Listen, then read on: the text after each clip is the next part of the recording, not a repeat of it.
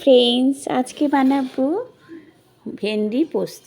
দেখুন, ভেন্ডিগুলো আমি এইভাবে কেটেছি। নিয়েছি হচ্ছে পোস্ত, চালমগজ আর লঙ্কা আর পেঁয়াজ পেস্ট করে রেখেছি। ভেন্ডিটাকে আমি তেলের মধ্যে ভেজে নেব, একটু নুন আর একটু হলুদ দিয়ে ভালো করে এটা আমি ফ্রাই করে নেব। একটু মজে গেলেই হচ্ছে ভেন্ডিগুলো ভাজা হয়ে যাবে। ভেন্ডি বেশিক্ষণ ভাজতে লাগে না। তারপরেই দেব হচ্ছে এই পেস্টটি।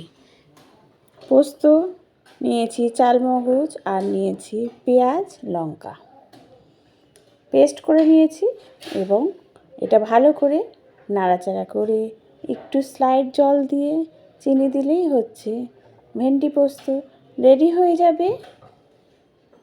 Press the bell icon, like comment করবেন। দেখুন রেডি।